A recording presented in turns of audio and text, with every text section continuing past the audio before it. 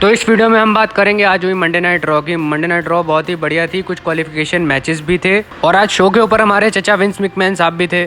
Overall कैसा था ये शो, अच्छा था बुरा था, सब बताऊंगा इस वीडियो में। तो देर किस बात की, शुरू करते हैं। तो रॉ की शुरुआत करती हैं हमारी Raw women's champion Bianca Belair, और वो एक अनाउंसमेंट करती हैं रिया रिप्ली के बारे में। और वो बताती हैं कि रिया रिप्ली मेडिकली क्लियर नहीं है money in the bank pay per view के लिए for the Raw women's championship. और अभी यहाँ पे रॉ पर फेटल 5-वे मैच होगा नंबर 1 कंटेंडरशिप के लिए for the Raw women's championship. और जिसके बाद एंट्री होती है हमारी बेकी लिंच। वो बात करना शुरू ही कर रही होती है, पीछे से आ जाती है आस्का और वो बेकी लिंच का मजाक बनाने लग जाती है। जिसके बाद आती है हमारी लिम मॉर्गन और वो कहती है कि मैं बड़ा बेहतर महसूस कर रही हूँ कि मेरे पास money in the bank briefcase match के लिए स्पॉट भी है। और वो कहते हैं कि मैं अगर ये नंबर 1 कंटेंडर्स मैच जीत गई तो मैं अपना स्पॉट किसी और को दे दूंगी, बिकॉज मुझे इस मैच को जीतने के बाद टाइटल शॉट तो मिल ही जाएगा, तो मुझे money in the bank brief case की क्या जरूरत है। और जिसके बाद आती है हमारी कार्मेला और वो लिम मॉर्गन का मजाक बनाती है कि उन्होंने कभी चैंपियनशिप नहीं जीती। जिसके बाद एंट्री होती है हमारी एलेक्सा ब्लिस की और वो बियांका ब्लेयर का मजाक बनाने लग जाती है। जिसके बाद आता है कमर्शियल और फिर इनका फेटल 5-वे मैच स्टार्ट हो जाता है। और अगर मैं मैच की बात करूं तो सीरियसली ये बहुत ही बढ़िया मैच था।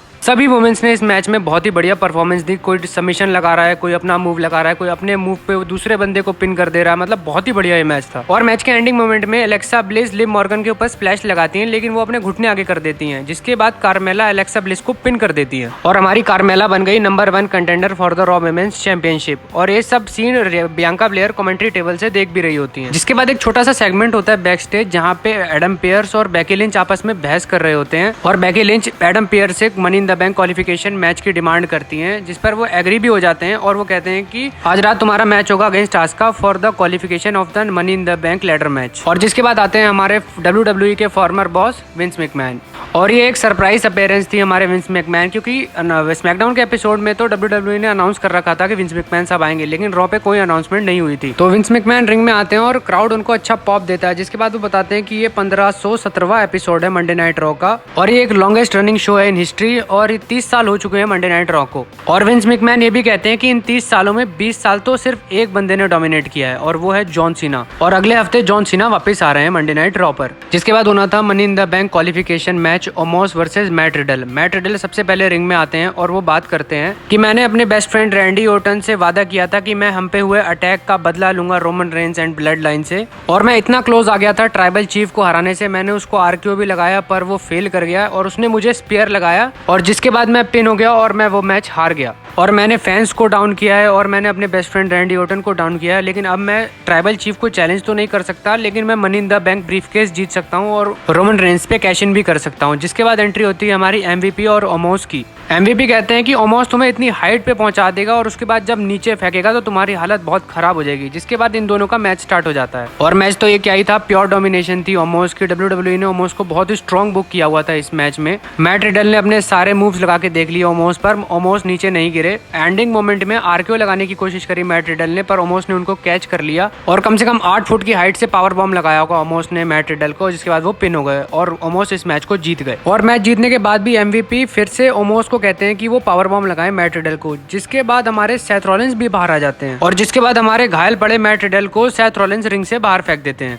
जिसके बाद सेथ रॉलिंस माइक लेते हैं और क्राउड उन्हें बू कर रहा होता है और वो कहते हैं कि वो लूजर्स के साथ रिंग शेयर नहीं करते, क्योंकि मैट रिडल अपना बेस्ट फ्रेंड भी हार गया, फ्राइडे में अनडिस्प्यूटेड चैंपियनशिप के लिए मैच भी हार गया और आज क्वालिफिकेशन मैच भी हार गया। और सारी दुनिया जानती है कि रोमन रेंस को अगर कोई हरा सकता है तो वो मैं हूँ, यानी सेथ रॉलिंस है। और रॉयल रंबल से रोमन रेंस मुझसे बचता आ रहा है और अब मैं money in the bank briefcase को जीतूंगा और कैश इन करूंगा रोमन रेंस पे। और आप लोगों को लगता है कि मेरा फर्स्ट कैश इन बहुत बढ़िया था, आप मेरा अगला कैश इन देखना। जिसके बाद मैट रिडल रिंग में आते हैं और वो सेथ रॉलिंस पे अटैक करने की कोशिश करते हैं और मैट रिडल की कोशिश फेल हो गई और सेथ रॉलिंस ने उन्हें स्टॉम्प लगा दिया। जिसके बाद आते हैं हमारे youngest United states champion Austin theory. वो रिंग में आते हैं और रिंग में एक पोडियम पड़ा होता है और वो उस पर जाके खड़े हो जाते हैं और वो कहते हैं कि मैं इस कंपनी का नया फेस हूँ, जिस पर फैंस उन्हें बू भी कर रहे थे। और वो बॉबी लैशली का भी नाम लेते हैं। वो कहते हैं कि बॉबी लैशली मेरे आगे कहीं नहीं टिकता, वो मुझे टच भी नहीं कर सकता। और वो जॉन सीना के लिए बात कर रहे हैं, जिनका अगले हफ्ते रिटर्न होने वाला है। और वो कहते हैं कि जॉन सीना का टाइम अब खत्म हो चुका है और मेरा टाइम स्टार्ट हो चुका है। तो हमारे ऑस्टिन थ्योरी पोडियम पर अपने कुछ पोजेस दिखाना शुरू करते हैं, कुछ मसल पोजेस दिखाना शुरू करते हैं और पीछे से अंधेरे से अचानक बाहर आते हैं हमारे बॉबी लैशली। और ऑस्टिन थ्योरी जैसे जैसे पोज कर रहे थे वैसे वैसे बॉबी लैशली भी पोज कर रहे थे और क्या तगड़ा पोज कर रहे थे बॉबी लैशली। पोजेस करने के बाद ऑस्टिन थ्योरी अपनी यूनाइटेड स्टेट्स चैंपियनशिप के साथ अपनी सेल्फी ले रहे होते हैं। जब वो सेल्फी में फोटोज देखते हैं तो पीछे से उनको बॉबी लैशली भी दिखाई देते हैं और जैसे ही ऑस्टिन थ्योरी पलट के देखते हैं बॉबी लैशली उन पर कोई स्प्रे कर देते हैं, जिसके बाद पड़ता है एक जबरदस्त पेयर ऑस्टिन थ्योरी को। ऑस्टिन थ्योरी तो रिंग के बाहर चले गए, लेकिन United states championship Bobby Lashley ने उठा ली और वो कह रहे थे कि मैं इस चैंपियनशिप को जीतूंगा और मेरे कंधे पे ये चैंपियनशिप आ जाएगी। और इस पूरे सेगमेंट में क्राउड बॉबी लैशली को बहुत तगड़ा पॉप भी कर रहा था और उनका नाम भी ले रहा था। और इस धुलाई के बाद ऑस्टिन थ्योरी का एक बैक स्टेज इंटरव्यू होता है जहां पर वो कहते हैं कि बॉबी लैशली यूएस चैंपियनशिप के लिए अपॉर्चुनिटी डिजर्व नहीं करता और अगर बॉबी लैशली को यूनाइटेड स्टेट्स चैंपियनशिप के लिए मैच चाहिए तो उन्हें मेरे 3 सीक्रेट अपोनेंट्स को हराना होगा। जिसके बाद आते हैं हमारे अनडिस्प्यूटेड टैग टीम चैंपियन दी ऊसोज रिंग में आते हैं और वो बात करते हैं कि हमें सब जानते हैं क्योंकि सारा गोल्ड हमारे पास है और हम फ्राइडे नाइट स्मैकडाउन को भी चलाते हैं और मंडे नाइट रॉ को भी चलाते हैं। रोमन रेंस ने मैट रिडल को तो स्मैश कर ही दिया है, लेकिन अब वो ब्रॉक लेसनर को भी स्मैश कर देगा और हम स्ट्रीट प्रॉफिट को स्मैश कर देंगे मनी इन द बैंक में। जिसके बाद हमारे स्ट्रीट प्रॉफिट्स बाहर आते हैं और एंजेलो डॉकिंस और जे ऊसो का मैच स्टार्ट हो जाता है। और अगर मैं मैच की बात करूं तो ये एक अच्छा मैच था। मैच के एंडिंग मोमेंट में जे ऊसो ने एंजेलो डॉकिंस पे स्प्लैश लगाया, लेकिन वो कैच हो गए और कैच करने के बाद स्पाइन बस्टर पड़ता है जे ऊसो को और वो पिन हो गए। और जिसके बाद था मेरा फेवरेट सेगमेंट जिसका मैं पिछले हफ्ते से इंतजार कर रहा था, वो था एलायस का कॉन्सर्ट मंडे नाइट रॉ पर। तो हमें बैक स्टेज एलायस काउच पर बैठे हुए मिलते हैं और एजिकल वहां पर आते हैं। एलायस कहते हैं कि WWE यूनिवर्स के लिए गाना बजाना बहुत ही बढ़िया बात है और मैं अपने छोटे ब्रदर पे बहुत ही प्राउड करता हूँ और अब मैं गिटार को अपने ट्यून करूंगा अपने कॉन्सर्ट के लिए। और ये सब सीन देख के मुझे ऐसा लग रहा था कि ये कैमरा ट्रिक ही है, ये कोई मिरर इफेक्ट है जो एजिकल और एलायस बिल्कुल आमने सामने बैठे हुए थे, लाइक अपोजिट बैठे हुए थे। ऐसा लग रहा था जैसे कोई मिरर के आगे बैठा हुआ है।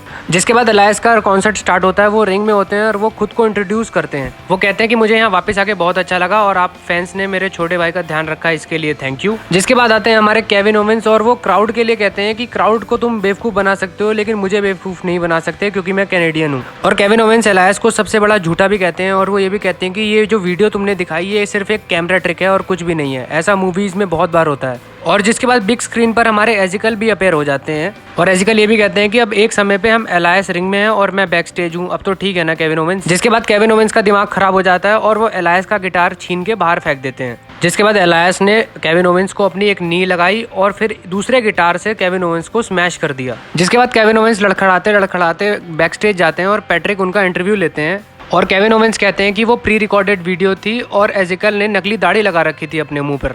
और केविन ओवेंस एजिकल हो या एलायस दोनों को ही चैलेंज कर देते हैं, तभी वहाँ पे एजिकल आते हैं और वो चैलेंज को एक्सेप्ट भी कर लेते हैं। जिसके बाद केविन ओवेंस और फ्रस्ट्रेट हो जाते हैं। नेक्स्ट मैच था हमारा 3-on-1 गॉब्लिन मैच, जिसमें एक तरफ तो थे हमारे बॉबी लैशली लेकिन दूसरी तरफ थे हमारे 3 सीक्रेट अपोनेंट्स। और जो 3 सीक्रेट अपोनेंट्स थे उसमें से 2 थे हमारी अल्फा अकेडमी, चैट गेबल और ओटिस। सबसे पहले आते हैं चैट गेबल बॉबी लैशली से फाइट करने। मैच की बात करूँ तो ठीक ठाक सा ये मैच था। एक मोमेंट पे बॉबी लैशली स्पेयर लगाने जाते हैं लेकिन उसको काउंटर करके चैट गेबल ने एंगल लॉक में बदल दिया। जिसके बाद बॉबी लैशली ने चैट गेबल को सबमिशन के सहारे से टैप करवा दिया और इस मैच को जीत गए। और अगला अपोनेंट था उनका ओटिस। और स्टार्टिंग से ही ओटिस ने थोड़ा डोमिनेट करने की कोशिश करी। एक बार तो बॉबी लैशली ने ओटिस को हर्ट लॉक लगाया लेकिन वो उसको लगा ही नहीं पा रहे थे और एंडिंग मोमेंट में बॉबी लैशली ने ओटिस को स्पेयर लगाया और कवर किया, तभी आ गए वहाँ पे चैट गेबल और डिस्क्वालिफिकेशन से बॉबी लैशली इस मैच को जीत गए। और अब देखना था कि बॉबी लैशली का फाइनल अपोनेंट कौन होता है, तभी वहाँ पे एंट्री होती है ऑस्टिन थ्योरी की। ऑस्टिन थ्योरी रिंग में आते हैं और वो थोड़ा डोमिनेट कर रहे थे क्योंकि बॉबी लैशली थक चुके थे। एंडिंग मोमेंट में ऑस्टिन थ्योरी बॉबी लैशली को अपना फिनिशर लगाने की कोशिश करते हैं लेकिन वो काउंटर हो गया और बॉबी लैशली इस मैच को जीत गए पिन करके। और उसके बाद तो ऑस्टिन थ्योरी का मुंह देखने लायक हो रहा था, वो अलग अलग एक्सप्रेशन दे रहे थे, बिल्कुल कतई मतलब मामला खराब हो चुका था उनका। नेक्स्ट सेगमेंट था हमारा मिस टीवी का, जहाँ पे गेस्ट थे फिनोमिनल एजे स्टाइल्स। मिस बात करते हैं कि रेसलमेनिया में एज से तुम हार गए, एज ने तुम्हारा ही बहुत कुटान किया, जब तुम्हारे साथ फिन बैलर भी था वो भी अब जजमेंट डे में चला गया और लास्ट मंडे नाइट रॉ पर तुम सेथ रॉलिन्स से भी हार गए और तुम अब इस साल की मनी इन द बैंक में भी नहीं जा रहे हो और तुम्हारा जो फॉर्मर पार्टनर था ऑलमोस्ट वो लेकिन मनी इन द बैंक में जा रहा है। जिसके बाद एजे स्टाइल्स मिस की वाइफ को लेके कुछ कमेंट करते हैं, जिसके बाद मिस बड़े आग बबूला टाइप के हो जाते हैं। मिस कहते हैं कि मैंने जॉन सीना को हरा के रेसलमेनिया का मेन इवेंट किया हुआ है और तुम बहुत बड़े फेलियर हो, तुम बहुत बड़े लूजर हो। जिसके बाद टमैसो चैंपा एजे स्टाइल्स पे अटैक कर देते हैं और उनको रिंग के बाहर फेंक देते हैं। जिसके बाद एजे स्टाइल्स वर्सेस टमैसो चैंपा का एक मैच स्टार्ट होता है। मैच ये बहुत ही बढ़िया था, छोटा था लेकिन बहुत बढ़िया था। और मैच के एंडिंग मोमेंट में एजे स्टाइल टमैसो चैंपा को फिनोमिनल फोरआर्म लगाते हैं और इस मैच को जीत जाते हैं पिन करके। मैच खत्म होने के बाद मिस एजे स्टाइल्स पे अटैक करने की कोशिश करते हैं लेकिन उनको एजे स्टाइल्स का स्टाइल्स क्लैश पड़ जाता है। नेक्स्ट सेगमेंट होता है हमारा वीर मान का और वो रे मिस्टीरियो और डोमिनिक मिस्टीरियो को धमका रहे होते हैं और डरा रहे होते हैं इंग्लिश और हिंदी दोनों लैंग्वेजेस में। नेक्स्ट मैच था हमारा और रॉ का मेन इवेंट था qualification match for the money in the bank, Asuka versus Becky Lynch. तो बेकी लिंच रिंग में होती हैं और आस्का रैंप से आ रही होती हैं, तभी बेकी लिंच उन पे अटैक कर देती हैं रैंप पे ही। जिसके बाद इन दोनों का मैच स्टार्ट होता है। मैच काफी अच्छा चला, काफी बढ़िया मूव्स भी थे इस मैच में और अच्छी पेस पे ये मैच चल रहा था। और एंडिंग मोमेंट में आस्का ने हेड किक लगा के बेकी लिंच को पिन कर दिया और अब वो money in the bank briefcase match में जा रही हैं। मैच खत्म होने के बाद आस्का तो सेलिब्रेट कर रही थी, लेकिन बेकी लिंच का बड़ा बुरा हाल था। वो बड़ी सैड लग रही थी, बड़ी इमोशनल लग रही थी, बड़ी फ्रस्ट्रेटेड लग रही थी और यहीं से रॉ चली गई ऑफ एयर। और ये थी हमारी आज की वीडियो। प्लीज चैनल को सब्सक्राइब कर दो, लाइक कर दो और शेयर कर दो।